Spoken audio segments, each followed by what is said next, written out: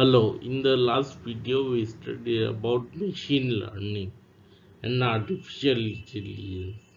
In this video we study about supervised learning, semi-supervised learning and unsupervised learning. Over to next slide. Next, let's try to learn about supervised learning. In supervised learning, what happens is we are given some examples, say 100 examples, and we are told to predict 10, 10 exercises. So out of I learned from 100 examples and I solved 10 exercises. That is supervised learning. The examples are more and the exercise that I need to predict or solve is less. You can find more supervised learning use cases and examples in Google search. Say you are searching Google for Java. Now Google, based on your past history, Google knows that whether you are searching for Java the tourist place or Java the programming language or Java coffee beans. So Google, based on Google supervised learning artificial intelligence, Google knows. Another example is Google Ads. Based on your demographic details that Google has with itself, Google can correctly predict whether you will click an ad or not and what genre of ad will you click. So it will show you only those kinds of ads that you are most likely to click. These are some of the use cases of supervised learning.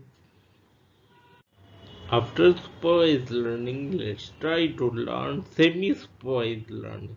In case of semi-supervised learning, we give only 20 examples to the computer. Previously, we gave 100 examples and asked it to solve 10 exercises. But this time, we are just giving 20 examples and asking it to solve 10 exercises. So we are giving less exercises to learn, less examples to learn from.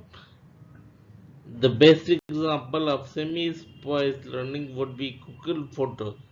In Google Photos, you upload a own picture of yourself and ask, based on the facial feature, ask whether it can predict the recent picture, whether the recent picture contains your image or not, based on the facial features of the old picture.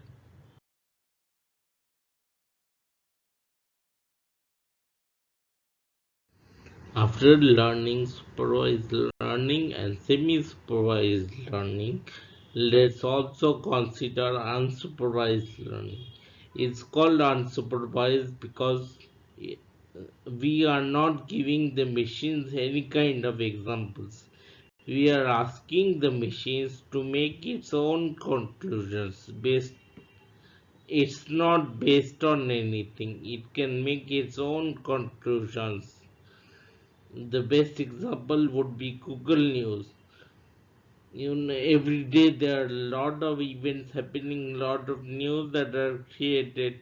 Good unsupervised machine learning will group together all the, say, earthquake related events. It will group all the earthquake related or maybe a soccer match related events together or maybe Christmas related events together, Christmas related news together. It will group based on that unsupervised. That is the power of unsupervised learning.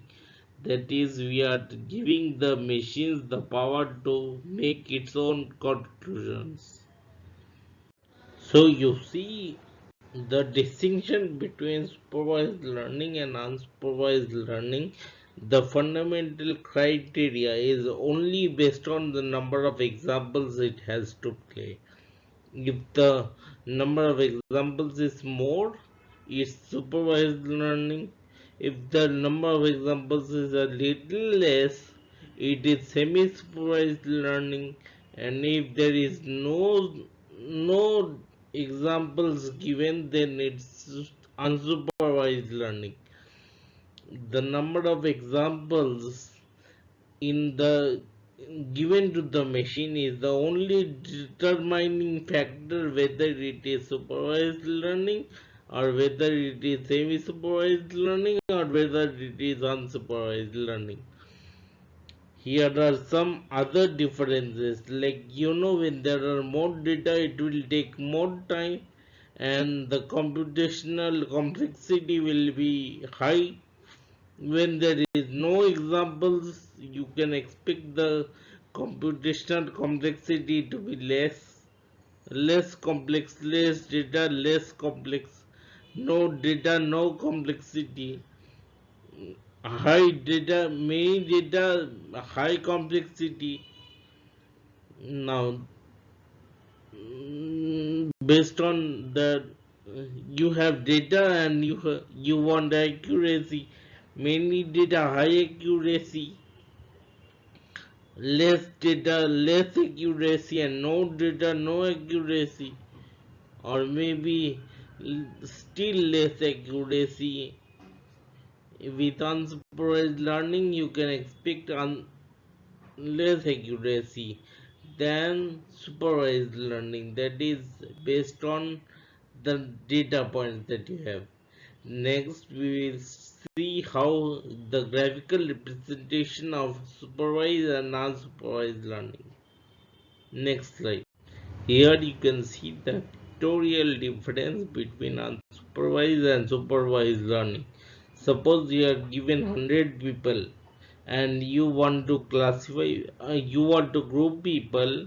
Out of those 100 people, there are, say, people who like listening to music. That is one group. Again, say there are people who like to see dancing. That would be another group of people. People who like traveling, that would be another group of people. So that is unsupervised learning. Out of 100 people, I am grouping the people of similar interests together. That is unsupervised learning. In supervised learning, we actually do not group people. We try to divide people. Say, out of those same 100 people, people who were good at maths and people who were bad at mathematics. These two are separate groups. So we try to differentiate in supervised learning, whereas we try to group people in unsupervised learning. That's the major difference between what we are trying to achieve. Thank you. That will be the end of this video. As always, there is a poll which happens on the channel community.